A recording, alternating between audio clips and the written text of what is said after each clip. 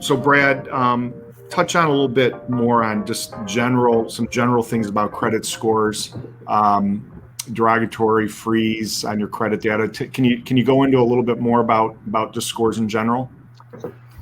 Yeah, I mean, at the end of the day, I always liken credit to, in a way, our own physical bodies, in the terms of, the more you exercise, in typically the healthier you may be in terms of your capability of battling a flu or something of that nature. And the same applies to credit. The more that you exercise your credit, and have a nice history of credit, the stronger you're going to be in case of something minor comes along in terms of a missed payment or maybe a small medical collection. So it is important to always have 2 or 3 trade lines going, in my opinion, to make sure that you're active in the credit world and building that history, because the more that you exercise that and the longer you exercise it, the more fit your credit is going to be. And that just reaps amazing rewards in your life, in someone's life. For example, I ran some numbers today for someone who wanted to borrow $250,000 and do a 5% down conventional mortgage. If one person, all other things identical, had a 740 FICO score and another person had a 660 score, that's going to be a 0.75% difference on a 30-year fixed. Wait. That's a significant difference in interest rate. So a credit score could have that much of a difference in the borrower's interest rate. Absolutely. Wow. We call that loan level price adjustments, and that's not just lender specific. That's industry. We are passed along that by Fannie Mae, in terms of how we have to do that, what's called risk-based pricing, where credit score indicates a level of risk. And then, of course, when you do less than 20% down, that loan needs to be insured with what's called private mortgage insurance, or referred to as PMI. And the PMI is also heavily influenced by FICO score.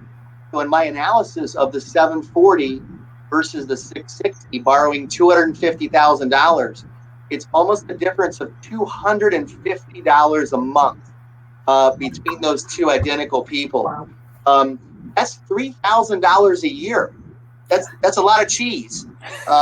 So that's how important it is to keep your eye on the ball when it comes to credit. And maybe you're not looking to purchase till next year, or maybe you're unsure of where your credit is. It's never a bad idea to reach out to your loan officer and just make sure you're on the path, because we're talking just mortgages, not even talking about auto loans and everything else in your life. Having strong credit is very important and have in your future financially.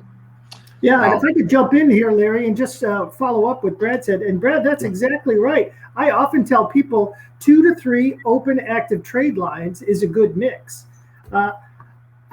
Credit scoring is based on the last 6 months of that trade line, right? So if you stop using credit, that creditor can stop reporting the debt to the bureaus, right? And after that 6 months, if you have 1 trade line or 2 trade lines that you stop using and the creditor stops reporting it, your scores go away. That's what we call credit ghosts, right?